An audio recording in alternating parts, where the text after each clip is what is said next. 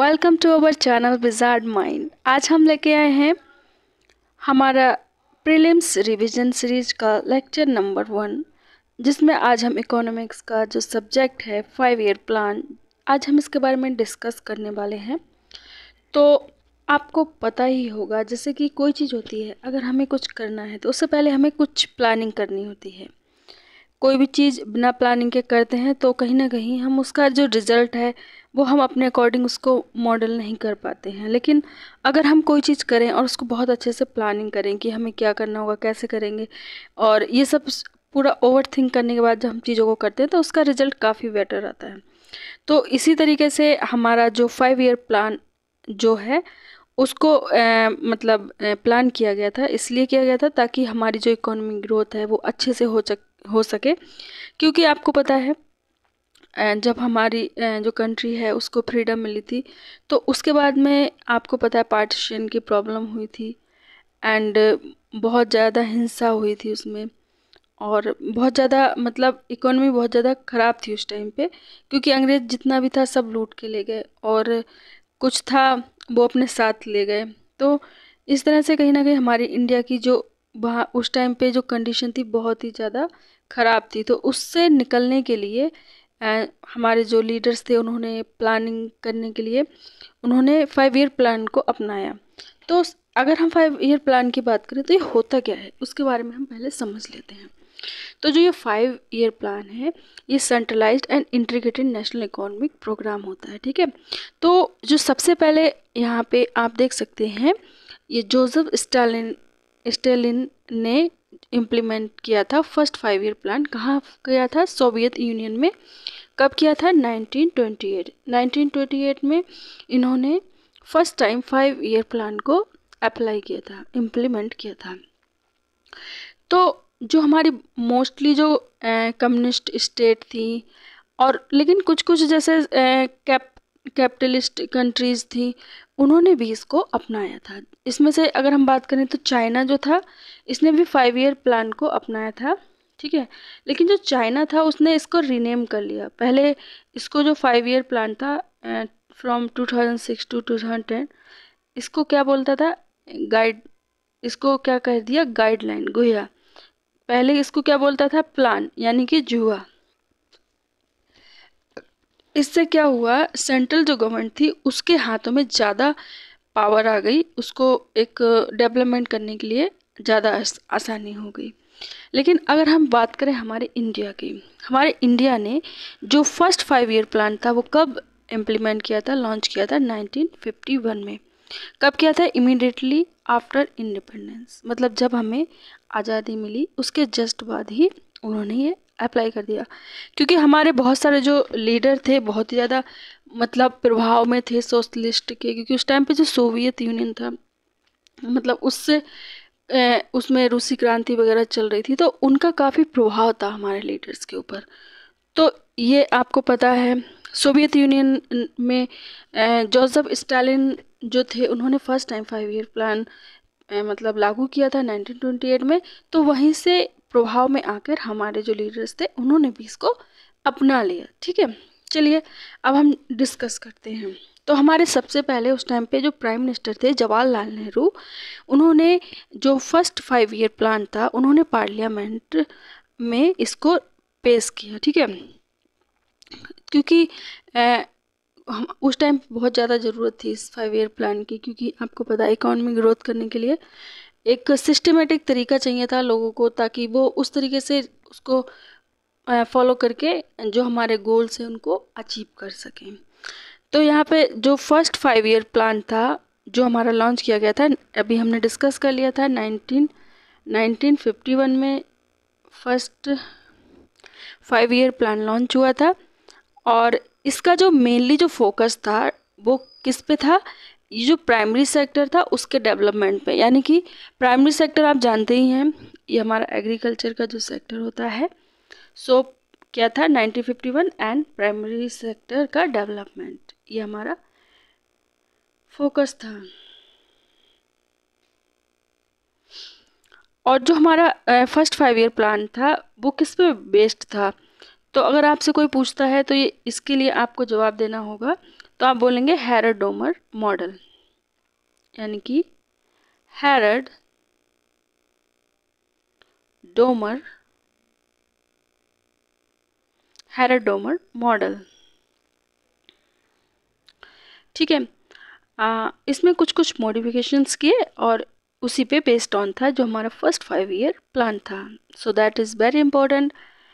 और ये जो हमारा 5 ईयर प्लान था, इसमें जो प्रेसिडेंट थे वो कौन थे? जवाहरलाल नेहरू थे, एंड गुलजारी लाल नंदा हमारे जो थे वो वाइस प्रेसिडेंट थे।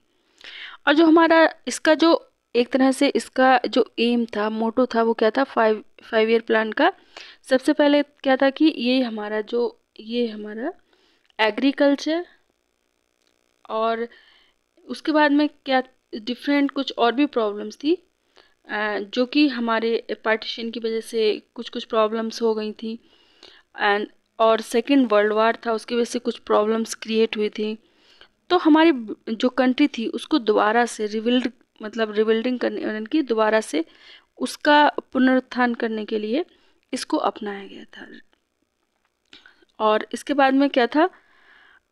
इसका जो टारगेट था इसमें ये था कि जो इंडस्ट्री बनाई जाए और एग्रीकल्चर का डेवलपमेंट किया जाए, और उसमें अफोर्डेबल हेल्थ केयर दी जाए, और एजुकेशन बहुत ही लो प्राइस पे दी जाए सभी को। ठीक है, तो ये सारी चीज़ें इन्वॉल्व थी। और इसका जो प्लान का बजट था, इसमें 7 अलग अलग एरियाज़ में डिवाइडेड किया गया था। जैसे कि आप देख सकते हैं, सबसे पहला एक तो इरिगेशन है, एनर्जी है, and agriculture and community development है, ट्रांसपोर्ट एंड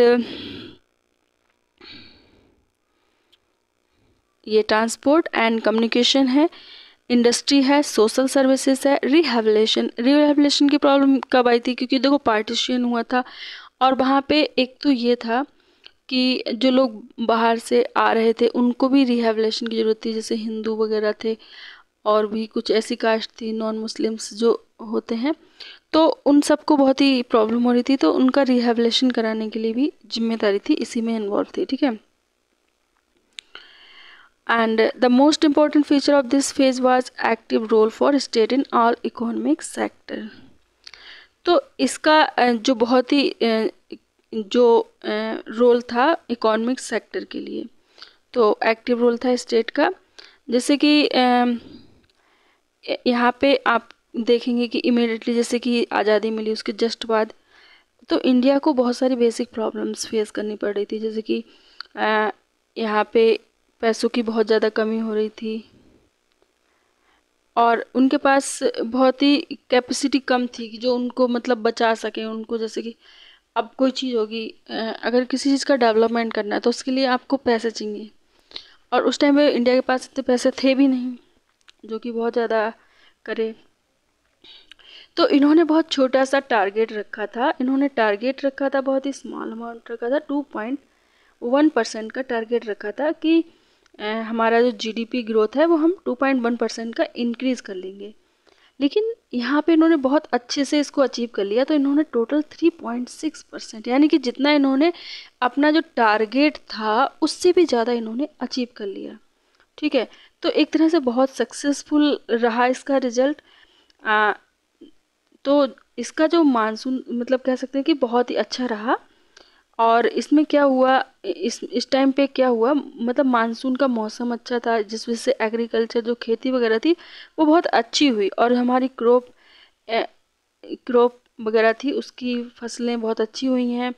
और इससे क्या हुआ, तो लोगों की पर कैपिटा जो इनकम थी वो भी इसकी बढ़ गई, पहले से पर कैपिटा इनकम भी बढ़ गई। ठीक है, तो पहले क्या हुआ था, तो पहले जितनी इनकी इनकम थी उससे कितना परसेंट बढ़ गई? लगभग 8% बढ़ गई। और जो नेशनल जो इनकम थी वो भी इंक्रीज हो गई, और लेकिन जो इसकी पॉपुलेशन ग्रोथ थी वो भी बढ़ रही थी साथ ही साथ। एंड इसमें बहुत सारे इरिगेशन प्रोजेक्ट थे, सिंचाई के लिए कुछ कुछ प्रोजेक्ट भी लगाए गए थे। जैसे कि एक तो हमारा था Damodar valley dams, Damodar valley dam,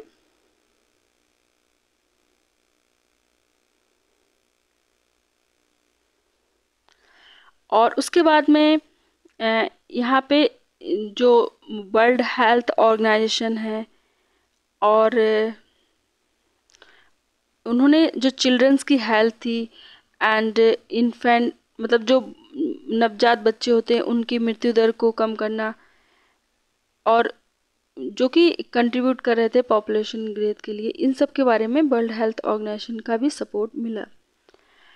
तो एट द एंड क्या हुआ था इस प्लान में, 1956 में इसका एंड हुआ इस प्लान का, क्योंकि 5 ईयर का पीरियड था। तो 1951 से स्टार्ट होकर 1956 में जब इसका एंड हुआ, तो इसमें एंड होते होते यहाँ पे 5 हमारे आईआईटीज़ ओपन हो गए थे, इस टाइम पे स्टार्टेड थे। ये जो टेक्निकल इंस्टीट्यूट थे, इनका मतलब यहाँ पे स्टार्ट हो गया, ठीक है। और एक तो हमारा यूनिवर्सिटी ग्रांट कमीशन,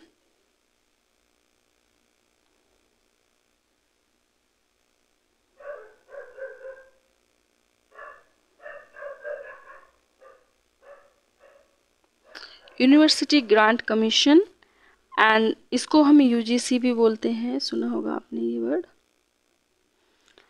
तो इसने भी मतलब इसने यहाँ पे ये भी ओपन हो गया था, जो कि फंडिंग का मतलब देखभाल करता था, कितना मतलब अमाउंट हो रहा है, और जो जो इसमें मेजर्स लिए जा रहे थे उनको और ज़्यादा मजबूती देने के लिए। तो इसकी वजह से क्या हुआ, जो हायर एजुकेशन थी वो और ज़्यादा मजबूत हो गई उसके लिए। And contract were sign to start 5 steel plants, और उसके बाद में यहाँ पे 5 स्टील प्लांट के लिए मतलब कॉन्ट्रैक्ट साइन किया गया, टोटल 5 स्टील प्लांट के लिए। ओपन नहीं हुआ था, ओनली कॉन्ट्रैक्ट साइन किया गया था, ठीक है, एंड में, ठीक है। लेकिन इसमें क्या हुआ, जो हमारा सेकंड 5 ईयर प्लान है उसके बीच में ही ये मतलब स्टील प्लांट लग गए थे। तो एक तरह से देखा जाए तो ये बहुत ही सक्सेसफुल रहा था, एंड जो भी उन्होंने प्रोजेक्शन किए थे अपनी ग्रोथ को लेके वो कम्प्लीटली अच्छे से रिजल्ट में भी मतलब आए। तो हम ओवरऑल कह सकते हैं ये हमारा 5 ईयर जो प्लान था फर्स्ट, बहुत ही अच्छे से इसने सक्सेस इसको मिल गई थी, ठीक है। और हमारा अब आता है सेकंड प्लान। जो हमारा सेकंड प्लान था वो किस पे फोकस कर रहा था, वो उसका फोकस था कि पब्लिक सेक्टर का डेवलपमेंट किया जाए और बहुत ही जल्द से इंडस्ट्रियलाइजेशन किया जाए, मतलब औद्योगिकरण को बहुत ज़्यादा डेवलप किया जाए। और इसकी बात करें तो ये जो हमारा ये जो प्लान था कौन से मॉडल को फॉलो करता है, इसको हम देख लेते हैं एक बार। तो ये पूछ सकते हैं एग्ज़ाम में, तो ये आप देख लीजिए, महल नोविस मॉडल, ठीक है, इसको आप देख लीजिए, महल नोविस मॉडल है। तो ये जो मॉडल था इकोनॉमिक डेवलपमेंट के लिए एक मॉडल बनाया गया था। ये किसने किया था, इंडियन स्टैटिस्टिशियन जो थे प्रशांत चंद्र महालनोबिस, जिन्होंने कब किया था, 1953 में किया था, ठीक है। तो ये बहुत ही मतलब इनके ही जो बर्थडे है ना उसी को ही स्टैटिक्स का मतलब डे भी मनाया जाता है, ठीक है। तो इन्हीं के नाम पर ये जो प्रशांत चंद्र महलनोबिस थे, इनके उस पे ही ये मॉडल पे सेकंड हमारा जो प्लान था उसे अप्लाई किया गया था।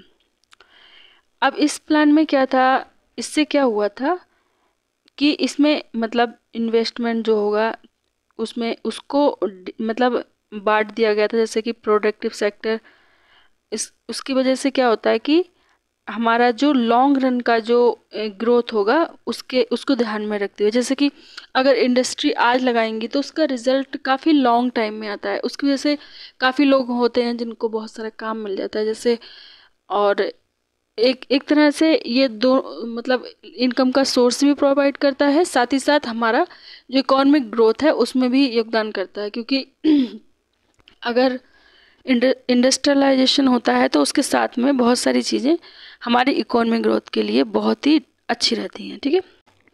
और हमारे इसमें जो अगर टेक्निक की बात करें तो state of the art technique इसमें यूज़ की गई थी, जो कि रिसर्च एंड ऑप्टिमाइजेशन के साथ साथ इसका जो नोवल एप्लीकेशन था, जो कि हमारा statistical model development at the Indian statistical institute था, वहाँ पे इसको मतलब बनाया गया था, ठीक है। जो हमारा जो प्लान था इसमें क्या अज्यूम किया गया था कि एक क्लोज इकोनॉमी की तरह, जैसे कि जो कि ट्रेडिंग एक्टिविटी थी मेनली एक तरह से सेंटर्ड इम्पोर्टिंग कैपिटल गुड्स थी। एंड क्योंकि हमारा जो सेकंड 5 ईयर प्लान था इसमें क्या मतलब डिटरमाइन किया गया था, इसमें डिटरमाइन किया था कि जो हमारी basic and capital goods in industries हैं उनको सब्स्टिट्यूशन किया जाएगा।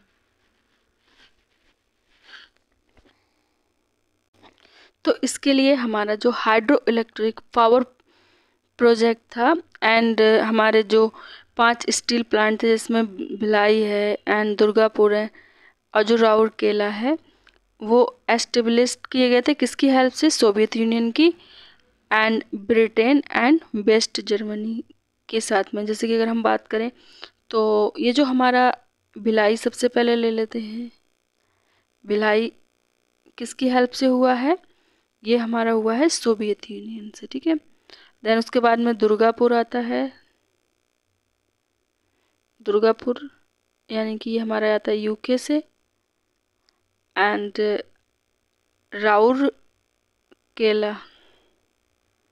राउरकेला ये किसके हेल्प से किया गया था, जर्मनी, ठीक है, ओके। तो इसकी वजह से जो हमारा जो कोल प्रोडक्शन था वो बढ़ता चला गया और ज़्यादा से ज़्यादा रेलवे ट्रैक हमारे नॉर्थ ईस्ट रीजन में और भी ज़्यादा बढ़ा दिए गए, ठीक है। तो जो टाटा इंस्टीट्यूट है fundamental research and atomic energy commission India है, तो इन्होंने क्या किया,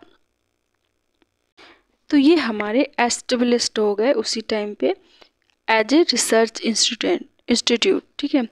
तो 1957 में एक talent research and scholarship programme launch किया गया था, जहाँ शुरू किया गया था, जिसमें कि जो टैलेंटेड यंग स्टूडेंट होते थे उनको जो न्यूक्लियर पावर जो वर्क है उसके लिए उनको ट्रेनिंग की जाती है।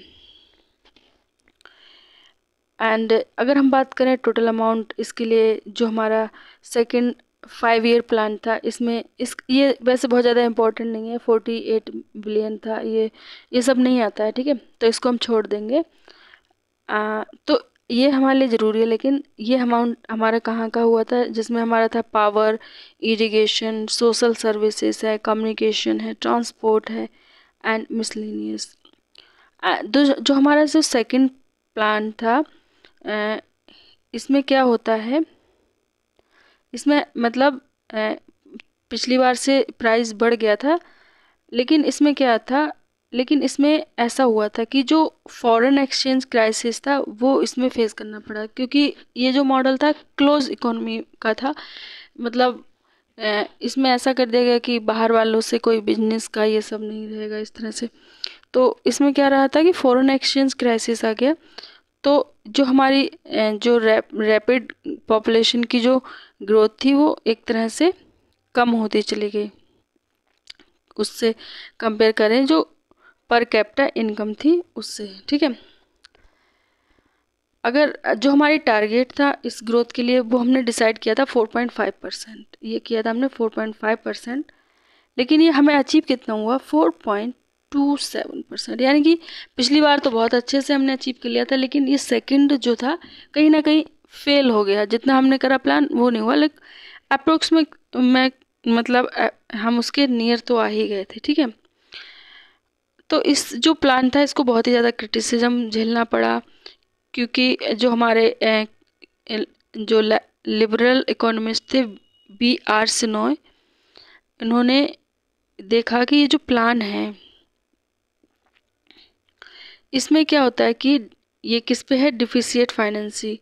इसमें क्योंकि बहुत ज़्यादा हैवी इंडस्ट्रियलाइजेशन को प्रमोट किया गया था और इसी वजह से प्रॉब्लम आई थी। तो सिनाई ने इसमें क्या कहा, उन्होंने आर्गुमेंट किया कि ये एक तरह से इकोनॉमी को कंट्रोल करने के लिए इतना भी ज़रूरी नहीं था। एंड जो हमारी अभी जो कंट्री थी, अभी अभी डेमोक्रेसी मिली है, तो इसकी वजह से जो हमारी इंडिया थी बहुत ही इसमें एक्सटर्नल पेमेंट क्राइसिस था 1957, वो भी फेस करना पड़ा। तो वो किसकी वजह से हुआ, so that's the problem of second 5 year plan, ठीक है। एंड उसके बाद में आते हैं थर्ड 5 ईयर प्लान। तो ये था, इसने मतलब ज़्यादातर एग्रीकल्चर एंड उसमें इम्प्रूवमेंट, एंड इसमें बीट का जो प्रोडक्शन था, एंड लेकिन इसमें क्या था, जो साइनो इंडियन वार था 1962 का, उसकी वजह से क्या हुआ कि हमारी जो कमजोरी थी, जैसे कि हमारी जो इकोनॉमी थी शिफ्ट हो गई, फोकस था इसका किसकी तरफ था, डिफेंस इंडस्ट्री की तरफ उसका फोकस हो गया। क्योंकि एक तरह से जब ये सिनो इंडियन वार हुआ था तो इसमें क्या हुआ कि हमारे लिए गेहूं की बहुत ज़्यादा ज़रूरत थी, लेकिन ऐसा हुआ था ना,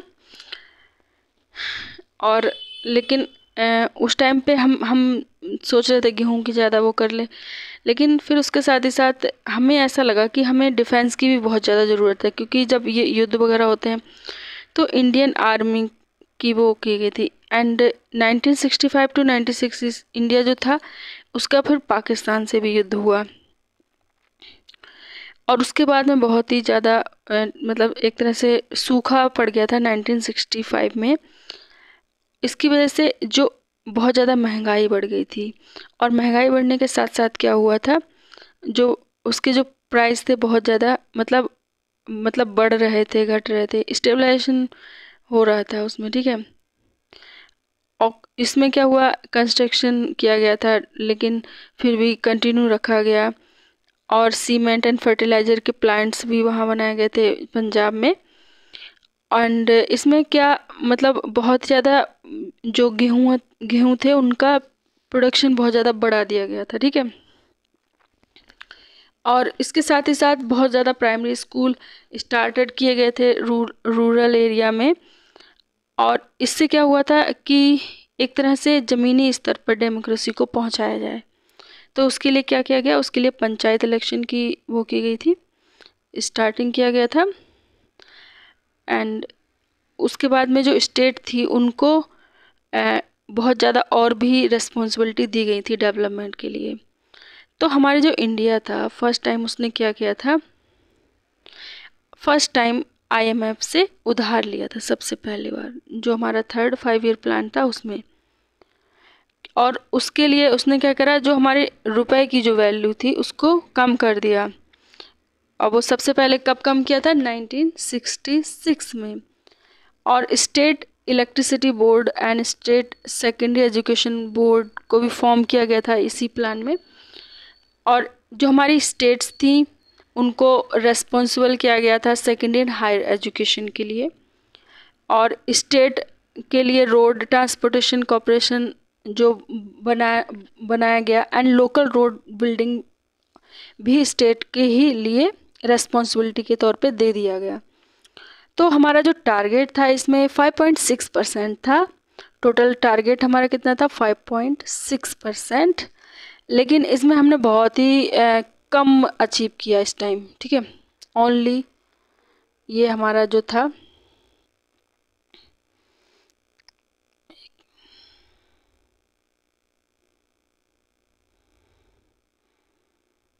जो एक्चुअल हमने अचीव किया था वो कितना किया, 2.4%। और टारगेट कितना था हमारा, टारगेट हमारा बहुत ज़्यादा था 5.6%, जो हम अचीव ही नहीं कर पाए। और इसकी हम बात करें तो कौन सा मॉडल था अगर कोई पूछ ले, तो इसमें था, थर्ड वाले में था सुखमोय चक्रवर्ती मॉडल। ठीक है, तो एक तरह से ये फेल ही हो गया, क्योंकि जो हमने टारगेट किया था वो अचीव ही नहीं कर पाए थे, उसका हाफ ही, लगभग हाफ ही पहुंच पाए ना।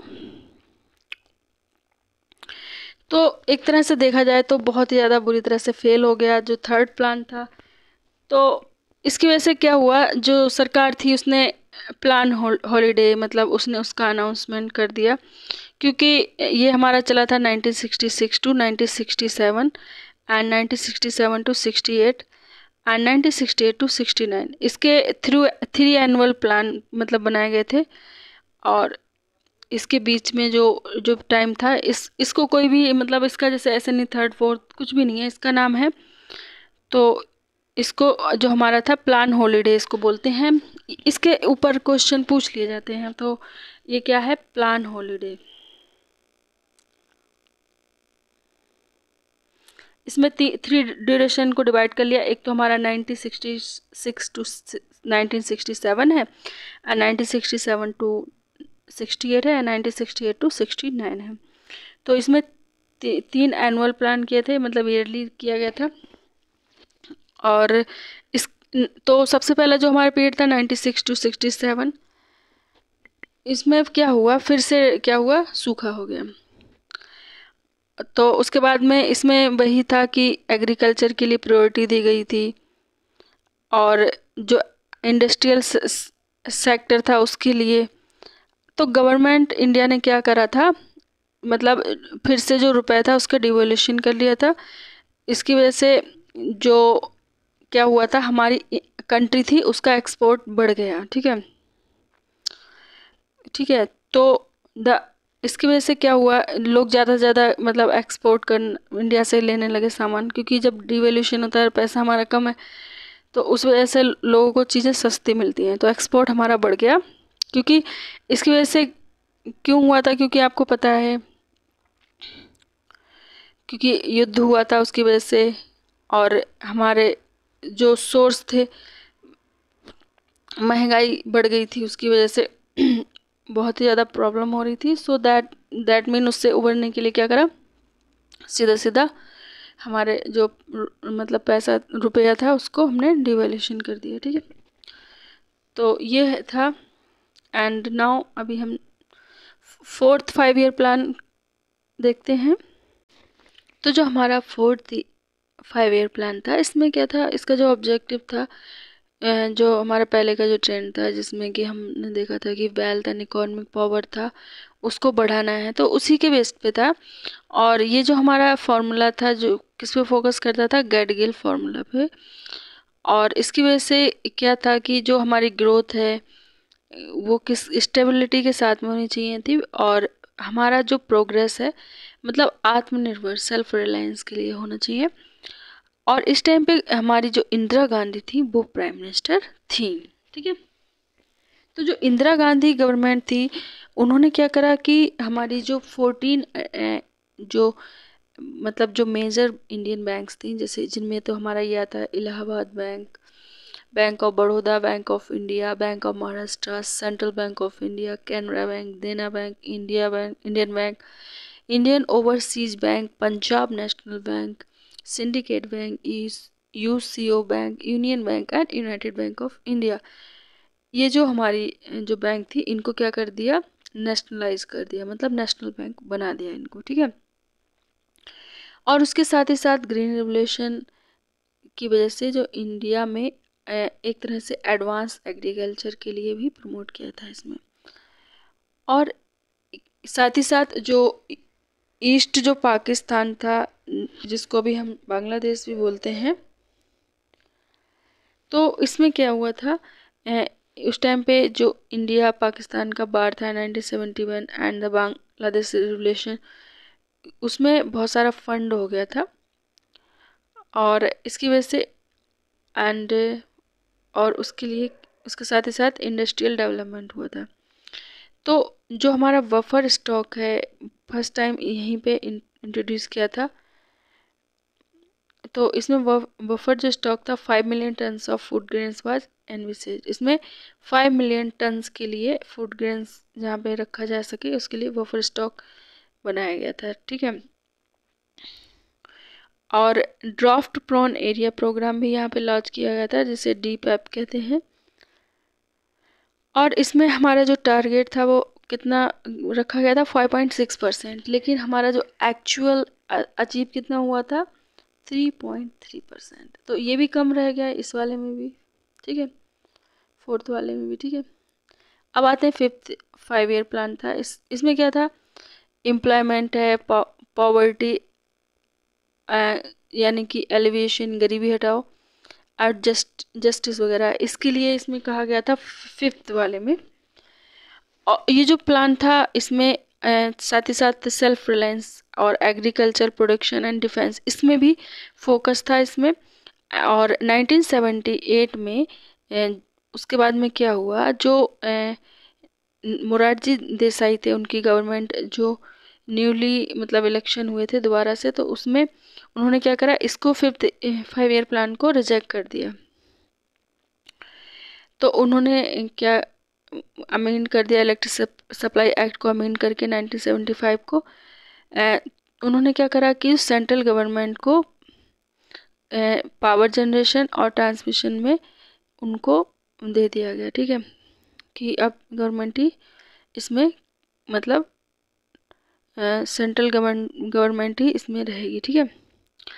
और इंडियन नेशनल हाईवे सिस्टम इसमें इंट्रोड्यूस किए गए थे, और साथ ही साथ इसमें बहुत सारे रोड्स थे और क्योंकि उसको चौड़ा किया गया था, क्योंकि जो ट्रैफिक था उसकी वजह से उसको बैलेंस मतलब ट्रैफिक को सही से बैलेंस करने के लिए, और साथ ही साथ टूरिज्म को भी बढ़ावा दिया गया। एंड 20 पॉइंट प्रोग्राम भी इसी में लॉन्च किया गया था 1975 में। इसको अगर देखें तो 1975 टू 1979 तक, यानी कि ओनली 4 ईयर। तो इसमें क्या था, लेकिन जो ये जो प्रोग्राम था इंट्रोड्यूस तो इसीलिए किया गया था 1975 टू 79, और इसके बाद में इंट्रोड्यूस किया था 1974 टू 78। तो ये जो ऑब्जेक्टिव था इस प्रोग्राम का, इसमें जो बेसिक नीड्स हैं, जो लिविंग स्टैंडर्ड की लोगों की, उसको पूरा किया जाए। और ये किसके द्वारा प्रिपेयर्ड एंड लॉन्च किसके द्वारा किया था, DP धार, ठीक है। इसमें टारगेट रखा था 4.4%, लेकिन इसका जो एक्चुअल ग्रोथ रेट था यानी कि 4.8%। ये पहले से जितना टारगेट किया था उतना अचीव कर लिया, थोड़ा ज़्यादा भी कर लिया। तो ये लेकिन लेकिन जनता पार्टी की गवर्नमेंट आ गई तो उसकी वजह से इसको रिजेक्ट कर दिया गया था। तो जनता पार्टी की गवर्नमेंट है, जब इसको फिफ्थ 5 ईयर प्लान को रिजेक्ट कर दिया तो उन्होंने दूसरा सिक्स्थ 5 ईयर प्लान इंट्रोड्यूस किया था, मतलब 1978 टू 1980 में तक का, ठीक है। और जो ये जो प्लान था इसने मतलब जो इंडियन नेशनल कांग्रेस गवर्नमेंट का जो प्लान था उसको रिजेक्ट कर दिया।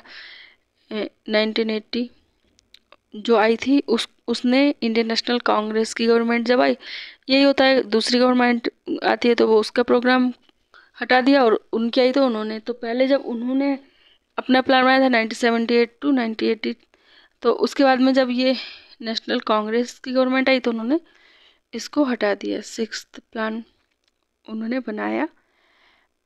उसके बाद में क्या करा, the rolling plan consist of 3 kinds of plans. इसमें 3 तरह के प्लान थे। तो फर्स्ट प्लान क्या था, जो हमारा प्रेजेंट ईयर था उसमें एनुअल जो बजट था उसको बनाना था। And second was plan of fixed number of years. उसमें प्लान था कि जो ईयर है उनको भी फिक्स्ड कर दिया जाए, या तो 3 कर दिया जाए, 4 या 5 जो भी हो उनको फिक्स्ड कर दिया जाए इसका। और साथ ही साथ जो प्लान है उसको चेंज भी करा जाए जैसे जैसे रिक्वायरमेंट हो इंडियन इकोनॉमी की उसके हिसाब से। और जो थर्ड प्लान इसमें था कि जो थर्ड प्लान था उसको लॉन्ग टर्म का रखा गया था, 10 या 15 या 20 ईयर्स। एक तरह से कहा जाए तो यहाँ पे कोई फिक्सेशन नहीं था डेट्स का कि कब हुआ और कब ख़त्म हुआ रोलिंग प्लान्स में, ठीक है। लेकिन मेन एडवांटेज इसका ये था कि ये बहुत ही फ्लेक्सिबल था। अगर जैसे एक तरह से देखा जाए 5 ईयर जो प्लान था बहुत ही रिजिड था, मतलब उसमें कोई चेंज नहीं कर सकते थे। लेकिन ये थोड़ा फ्लेक्सिबल था, तो टारगेट के लिए मैं मतलब जो था उसको फ्लेक्सिबिलिटी मिल गई, आराम से कर लेंगे ना। अब जैसे आप बहुत स्ट्रिक्टली रूल्स को कह दिया जाए फॉलो करो तो आप अच्छे से नहीं कर पाते हो, लेकिन अगर कोई कह दे कि तुम जितना कर सकते हो उतना कर लो, तो अपने हिसाब से हम जब फ्लेक्सिबल हो जाते हैं उस चीज़ को तो कर लेते हैं आराम से। तो उसी तरह से ये काफ़ी फ्लेक्सिबल था। और इसका एक डिसएडवांटेज था कि ये हर बार टारगेट था रिवाइज किया जाता था, तो इस वजह से क्या होता था कि बहुत ही डिफ़िकल्ट हो जाता था टारगेट को मतलब अचीव करना। एंड उसके बाद में जैसे 5 ईयर कंप्लीट हुए फिर दोबारा से वही फिर से रिवाइज किया गया, इस तरह से करते थे, तो ये बहुत ही कॉम्प्लेक्स होता चला गया। तो इस वजह से क्या हुआ, जैसे इसका बार बार रिवीजन हो रहा था, इस वजह से कि अब नया प्लान है फ्लेक्सिबिलिटी के नाम पे कि थोड़े दिन कर दिया अब मैं ये करूँगा, फिर बोले नहीं मैं ये करूँगा, ऐसे करते करते तो इस वजह से क्या हुआ, स्टेबल रहा ही नहीं, हमारी इकोनॉमी स्टेबल नहीं रही इस वजह से।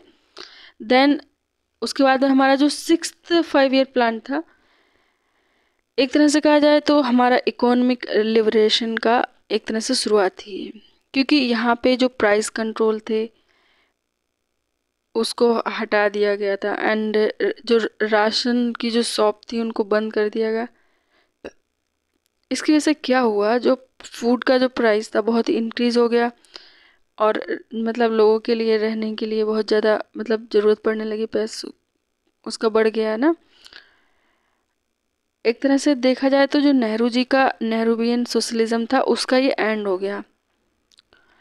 And national bank of agriculture and rural development ये हमारा ओपन किया गया था, जो कि रूरल एरियाज थे वहाँ ओपन की गई थी 12 जुलाई 1982 में। इसमें किसकी वजह से रिकमेंडेशन किया गया था, शिवरमन कमेटी मतलब थी, उसकी वजह से इसको रिकमेंड किया गया था। एंड इसमें फैमिली प्लानिंग मतलब और बढ़ा दिया गया इसमें, ताकि जो पॉपुलेशन है ज़्यादा पॉपुलेशन बढ़ रही थी उसको कंट्रोल किया जा सके। और उसके बाद में चाइना मतलब जो था उसकी जो strict and binding one child policy मतलब एक ही बच्चे वाली चाइल्ड थी। और जो इंडिया की जो पॉलिसी थी वो मतलब एक तरह से धमकाने के लिए नहीं थी। एंड उसमें था कि वो स्ट्रिक्ट थे चाइना वाले कि एक ही बच्चा होना चाहिए। और जहाँ जहाँ पे मतलब बहुत ही समृद्ध एरिया थे तो उन्होंने तो बहुत मतलब आसानी से उसको मतलब मान लिया था। और जो मतलब ऐसे एरिया थे जहाँ पे ज़्यादा डेवलपमेंट नहीं था, समृद्ध लोग नहीं रहते थे, तो वहाँ पे जो बर्थ रेट थी वो वहाँ पे फिर भी हाई रही, ठीक है। एंड जो 5 ईयर प्लान इसकी वजह से क्या हुआ था,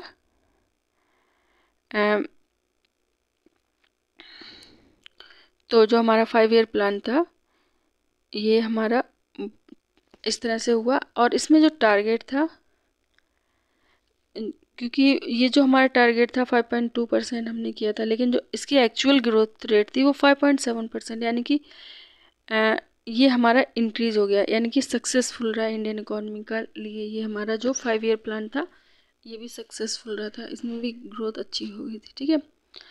देन उसके बाद आता है 7th जो 5 ईयर प्लान था ये, उसके बाद में जो कांग्रेस पार्टी जो थी किसके किसके द्वारा लीड की जा रही थी, राजीव गांधी के द्वारा, उस टाइम पे प्राइम मिनिस्टर थे।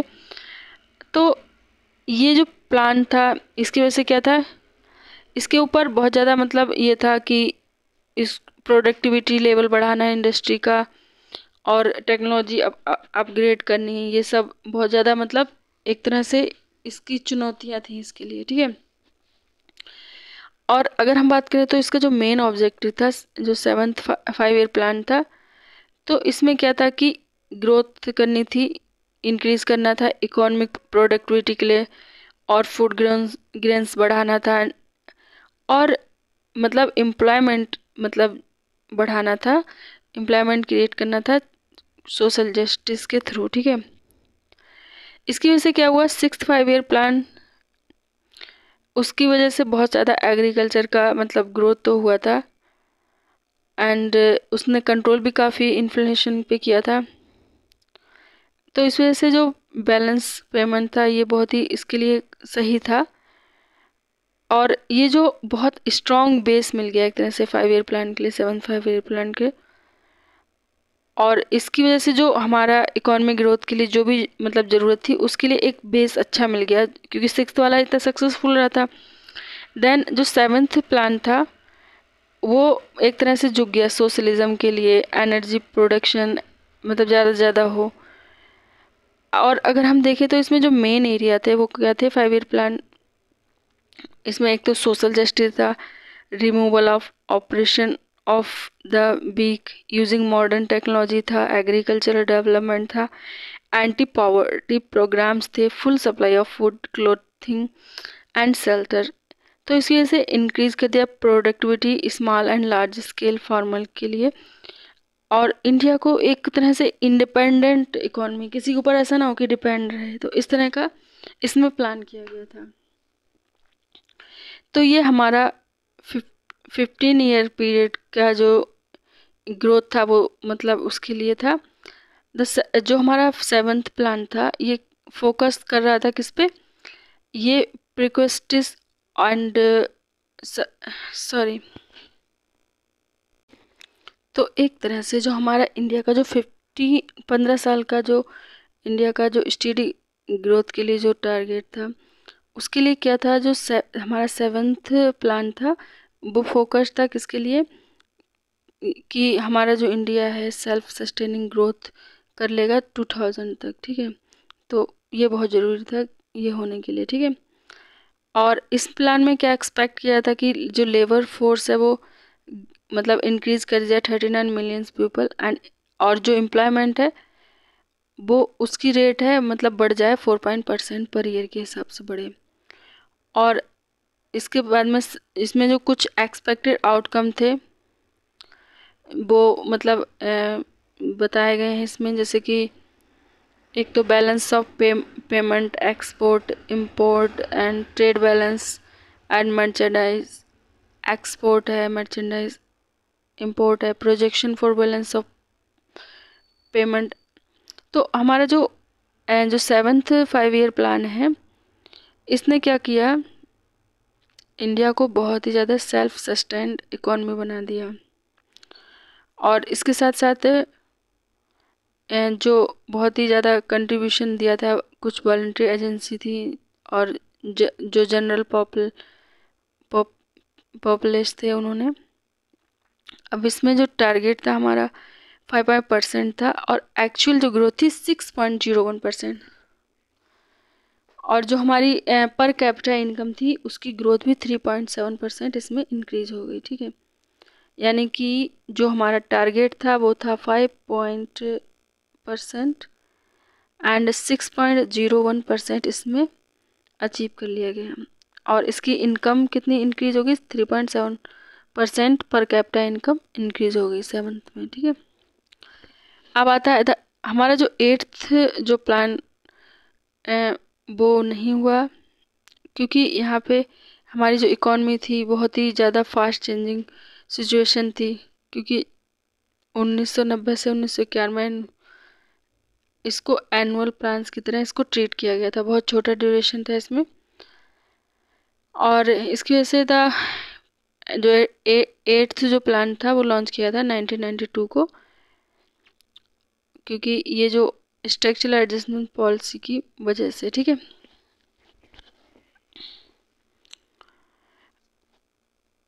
और 1989 एक तरह से देखा जाए 91 एक तरह से एक ऐसा पीरियड था जहाँ पे इंडिया की जो एक तरह से इकोनॉमिक स्टेबिलिटी थी वो रही नहीं,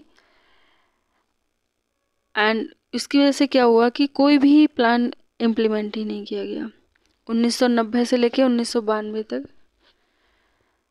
इसमें केवल एनुअल प्लान मतलब किए गए थे। 1991 में इंडिया ने जो क्या कहते हैं, एक तो फॉरेन एक्सचेंज का क्राइसिस था, वो था, फॉरेन एक्सचेंज रिजर्व थे ना, इसका क्राइसिस हो गया था, क्योंकि इसमें हमारे पास जो रिजर्व्स थे वो ओनली कितने बचे थे, 1 बिलियन ही बचे थे। तो इस वजह से अंडर प्रेशर में तो इंडिया जो थी उसने रिस्क ले लिया सोशलिस्ट इकोनॉमी को रिफॉर्म करने का। एंड पीवी नरसिम्हा राव जो थे, जो 9th प्राइम मिनिस्टर थे, उन्होंने क्या किया था, वो हमारे मतलब कांग्रेस के उस टाइम पे हेड थे, कांग्रेस पार्टी के, और प्राइम मिनिस्टर भी थे। तो उन्होंने बहुत अच्छे से एडमिनिस्ट्रेशन किया था, मॉडर्न हिस्ट्री में देखा था आपने। और इसमें क्या हुआ था, बहुत ज़्यादा इकोनॉमिक ट्रांसफॉर्मेशन हुए थे, जैसे कि एक तो हमारा इसकी वजह से क्या हुआ था, नेशनल सिक्योरिटी अफेक्ट हुई थी। एंड इसके बाद में डॉक्टर मनमोहन सिंह उसके बाद में जो आए थे, उन्होंने क्या किया था, फ्री मार्केट रिफॉर्म उन्होंने लॉन्च कर दिया था। और क्योंकि बहुत ही बैंकरप्ट नेशन से मतलब बचा लिया एक तरह से देखा जाए, तो इस वजह से क्या हुआ, लिबरलाइजेशन के लिए एंड प्राइवेटाइजेशन के लिए एंड ग्लोबलाइजेशन, एलपीजी है ना, उसके लिए मतलब स्टार्टिंग हुआ था इसमें। तो मॉडर्नाइजेशन की वजह से जो हमारी जो मेजर इंडस्ट्री थी वो इसमें हुई थी 8th प्लान में। तो इस प्लान में क्या हुआ था, जो पहले क्लोज इकोनॉमी थी अब वो क्या हो गई, ओपन इकोनॉमी मतलब बन गई थी। और इस वजह से जो हमारा फॉरेन डेबिट मतलब जो हमने मतलब विदेशों से जो उधार ले रखा था एंड वर्गोनिंग जो डिफिसिट था उसको मतलब बैलेंस करने के लिए। और इसी वजह से जो हमारा इंडिया था मेंबर बन गया वर्ल्ड ट्रेड ऑर्गेनाइजेशन का, यानी कि WTO का 1 जनवरी 1995 को।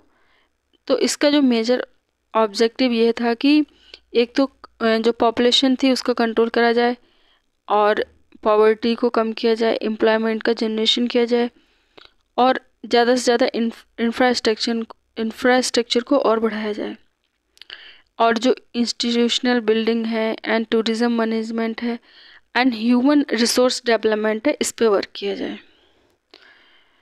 एंड साथ ही साथ इसमें पंचायती राज बनाए गए थे, नगर पालिकाज, NGOs and decentralisation and people's participation, इसको भी करा गया था। इसमें ज़्यादा से ज़्यादा एनर्जी को ही प्रायोरिटी दी गई थी, 26.6% ऑफ द अर्ली। अब इसमें जो टारगेट था वो हमारा 5.6% था, एंड इसके बाद में हमें जो अचीव हुआ था वो हमारा कितना 6.8% था। ठीक है, 5.6% था, यानी कि इसमें भी जो टारगेट था वो अचीव हो गया। ठीक है, उसके बाद में हमारा आता है द मतलब जो हमारा 9th 5 ईयर प्लान, लगभग 50 साल पूरे हो चुके थे इंडियन इंडिपेंडेंस के लिए। तो उस टाइम पे जो अटल बिहारी वाजपेयी थे वो प्राइम मिनिस्टर थे। एंड जो 9th प्लान था उसमें क्या था, जो प्राइमरली एक तरह से देखा जाए तो मतलब जो एक तरह से हमारा इंडिया के अंदर जो पोटेंशियल था कंट्री का इकोनॉमिक एंड सोशल ग्रोथ के लिए, एक तरह से जैसे आपने लेटेंट मतलब एनर्जी देखी होगी, किसी चीज़ के अंदर कोई एक है, कोई ऑब्जेक्ट है तो उसके अंदर एनर्जी होती है, मतलब वो यूज़ में नहीं होती बट उसके अंदर एक एनर्जी रहती है जिसको लेटेंट हीट बोलते हैं, मतलब एनर्जी बोलते हैं। तो उसी तरह से हमारे जो इंडिया के अंदर एक छिपी हुई जो क्षमता थी उसके ऊपर फोकस था कि उसका यूज़ करके क्या किया जाए, जो हमारा इकोनॉमिक एंड सोशल ग्रोथ है उसको किया जाए। ठीक है, और इसमें बहुत ज़्यादा सपोर्ट किया था सोशल स्फेयर के लिए।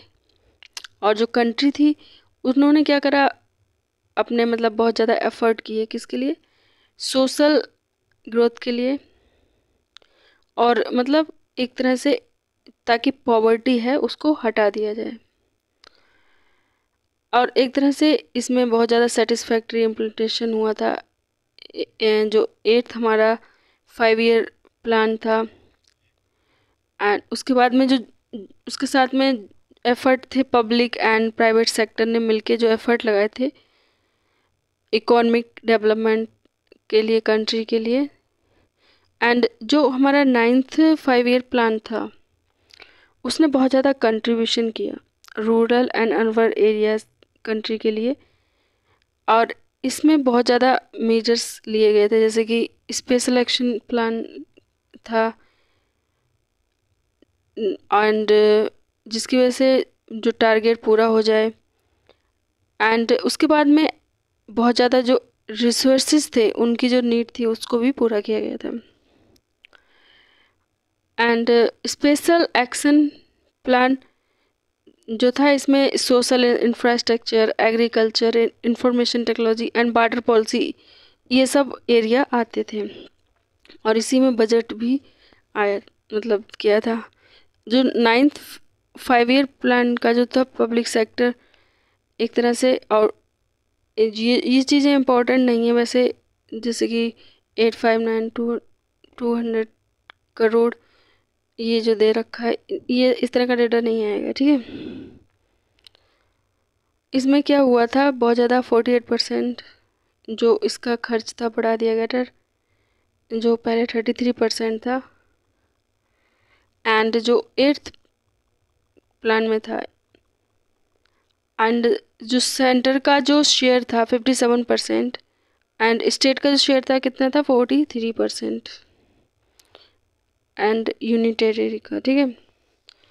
जो 9th 5 ईयर प्लान था उसका जो फोकस था किस चीज़ पे था, एक तो रिलेशनशिप किसके बीच में था, rapid economic growth and the quality of life जो लोगों को देनी थी, कंट्री के लोगों को, नागरिकों को। एंड उसका जो प्राइम फोकस था कि ग्रोथ की जाए कंट्री की, एंड सोशल जस्टिस दिया जाए, और इक्वलिटी पे फोकस था इसका। एंड जो 9th 5 ईयर प्लान था उसने जो अपना डिजायर्ड ऑब्जेक्टिव था उसके लिए क्या करा, उसने पॉलिसीज़ को इम्प्रूव किया, जो कि बहुत ही ज़्यादा इम्प्रूवमेंट हुआ जैसे पुअर कंट्री के लिए। एंड 9th जो प्लान था उसने जो इस हिस्टोरिकल इनइक्वलिटीज़, मतलब बहुत ज़्यादा सोसाइटी में प्रेवलेंट थी, उस पर भी बहुत ज़्यादा, मतलब प्लान जो था उसने उनको कम करने के लिए बहुत ही ज़्यादा मतलब काम किया, ठीक है। तो एक तरह से इसमें ऑब्जेक्टिव क्या थे, तो सबसे पहला इसका यही ऑब्जेक्टिव था, जैसे हिस्टोरिकल इनइक्वलिटीज़ हैं और इकोनॉमिक ग्रोथ है कंट्री की, उसे करना था। और अदर एस्पेक्ट में देखा जाए तो जैसे कि पॉपुलेशन कंट्रोल है, एम्प्लॉयमेंट का जनरेशन करना है, और प्रायोरिटी एग्रीकल्चर के लिए, रूरल डेवलपमेंट के लिए, एंड पॉवर्टी को कम करना, और मतलब लोगों को प्रॉपर खाना और पानी, जो गरीब लोग हैं उनको मिल जाए उसके लिए इंश्योर करना, और उनके लिए साथ ही साथ जो प्राइमरी हेल्थ होते हैं फैसिलिटीज़ उनकी, और जो बेसिक ज़रूरतें हैं उनको पूरा करना है, और प्राइमरी एजुकेशन सभी चिल्ड्रन को जो कंट्री के लोग हैं उनको। और मतलब जैसे कि शेड्यूल कास्ट है, शेड्यूल ट्राइब है, एंड बैकवर्ड क्लास है, इनको और ज़्यादा सोशली, मतलब एक तरह से जिनको डिसएडवांटेज क्लास बोलते हैं, तो इनको ज़्यादा से ज़्यादा एम्पावर किया जाए, और सेल्फ रिलायंस डेवलप किया जाए एग्रीकल्चर के टर्म में, जैसे कि ऐसा ना हो कि किसी और से अनाज मांगना पड़े, और एक्सेलरेशन ग्रोथ रेट इकोनॉमी की करना, ताकि जो प्राइजेज हैं स्टेट जी उनके लिए, ठीक है।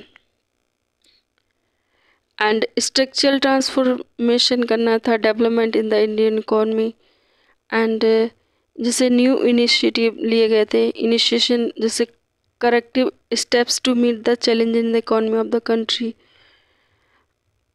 और मतलब जो कि जो स्केर्स, मतलब जो रिसोर्सेज थे उनकी रैपिड ग्रोथ करना, मतलब जो उनका जो यूज़ है इफ़िशिएंट तरीके से करना, and combination of public and private support to increase employment, मतलब पब्लिक एंड प्राइवेट सपोर्ट लेना, मतलब ताकि एम्प्लॉयमेंट इंक्रीज हो जाए।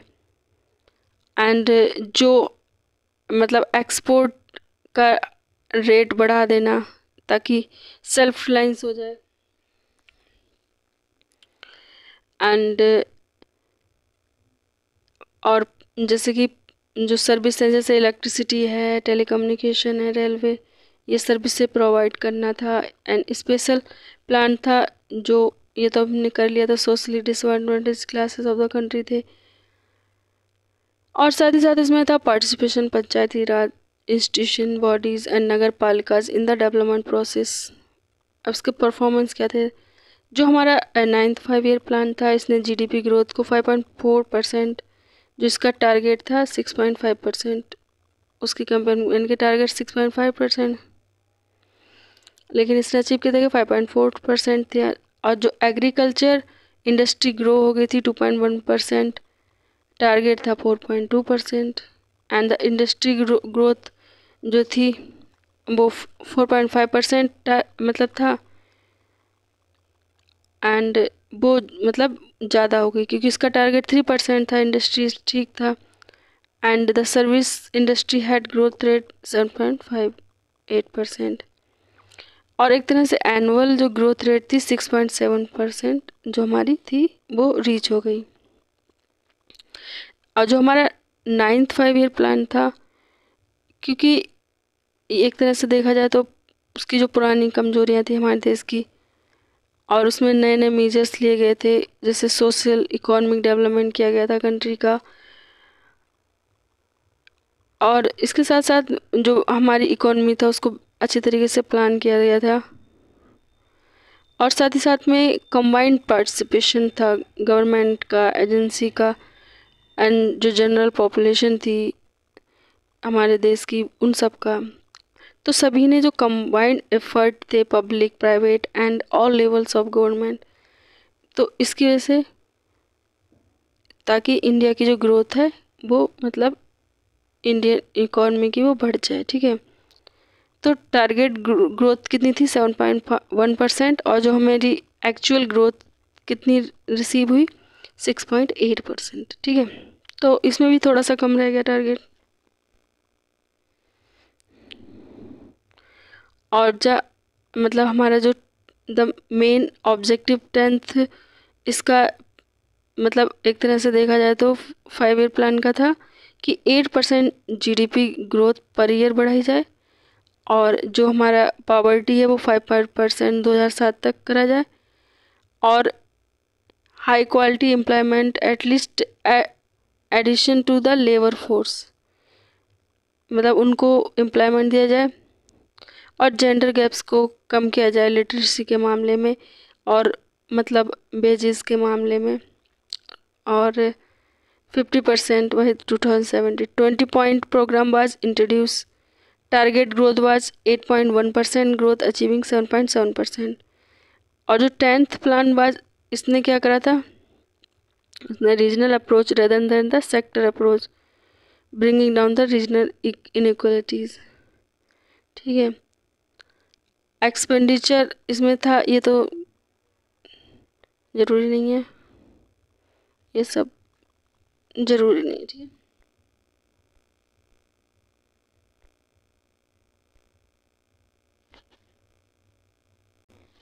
उसके बाद में था 12th 5 ईयर प्लान था जो गवर्नमेंट, इसमें क्या मतलब एक ग्रोथ अचीव करनी थी 9%। ठीक है, कितनी ग्रोथ अचीव करनी, छोटा बहुत है तो इसको लिख ही देती हूँ, 9% ग्रोथ रेट थी, इसको अचीव करने का रखा था। ठीक है, लेकिन जो नेशनल डेवलपमेंट काउंसिल थी, नेशनल डेवलपमेंट काउंसिल,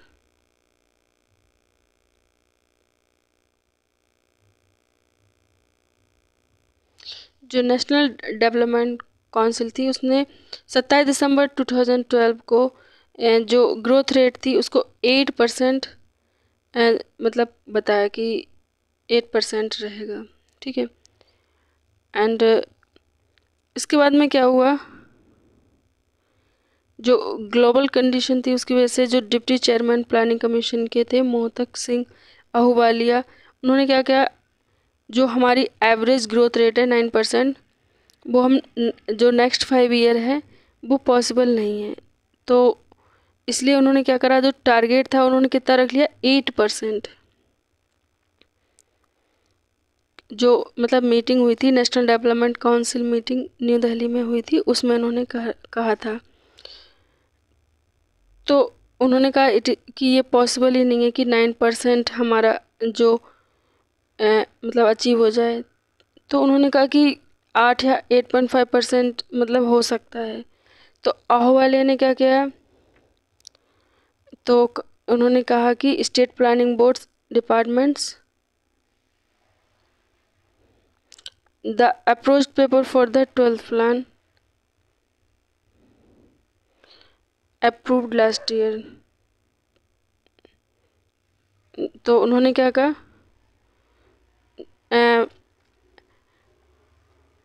तो उनका मतलब ये फीजिबल का मतलब ये था, जो कि बहुत ज़्यादा एफर्ट लेता है, अगर तुम ये नहीं कर पाते हो तो कम से कम 8% तो कर ही लोगे। तो इसी वजह से world economy deteriorated very sharply over the last year. The growth rate in the first year of 12th plan is 6.5 to 7%. तो जो ग्रोथ रेट थी 6.5% थी, उससे कितनी होगी, 7%। तो उन्होंने इंडिकेटेड किया था कि वो अपने व्यूज शेयर करेंगे मेंबर ऑफ कमीशन, मतलब जो मतलब फाइनल नंबर कितने होंगे उनके। तो कंट्री के जो ये था हमारा नेशनल डेवलपमेंट काउंसिल था, इसके आगे इसके अप्रूवल के लिए। तो जो गवर्नमेंट थी उसने क्या कहा कि 10% जो पॉवर्टी होगी उसे कम कर देंगे 12 पर, लेकिन उन्होंने कहा कि हम पॉवर्टी को रिड्यूस करेंगे 9% एनुअली, एक तरह से सस्टेनेबल बेसिस पे करेंगे जो हमारा प्लान पीरियड होगा उसमें। एंड एड्रेस करेंगे कि planning board and planning departments, और जो हमारा रेट होगा मतलब पॉवर्टी डिक्लाइन का वो डबल करेंगे 11th प्लान में। एंड जो कमीशन था उसने कहा कि जो तेंदुलकर पॉवर्टी लाइन है इसके जो रेट है उसको रिडक्शन होगा 5 ईयर, जो 2004 से 2005 एंड 2009 टू 2010, ये 1.5% मतलब हर साल ये कम हो जाएगा। और जो कि डबल था, मतलब हमारे जो 1993, 95, 2004 टू 2005। और ये जो प्लान था इसका एम था कि इंफ्रास्ट्रक्चर जो प्रोजेक्ट हैं and the nation avoiding type of वोटल नेक्स हैं एंड डॉक्यूमेंट जो प्रेजेंट किए गए थे प्लानिंग कमीशन, उन्होंने क्या करा था कि प्राइवेट इन्वेस्टमेंट को ज़्यादा से ज़्यादा प्राइवेट इन्वेस्टमेंट हो और इंफ्रास्ट्रक्चर ग्रोथ हो 12th 5 ईयर प्लान में। इससे क्या होगा कि ज़्यादा से ज़्यादा मतलब जो सब्सिडी थी उनका रिडक्शन किया गया, ताकि जो मतलब गवर्नमेंट पे बर्डन जो है वो कम हो जाए। बर्डन मतलब 1.5%, 2.5 मतलब 2% से 1.5% हो जाए, जो हमारी जीडीपी थी उससे।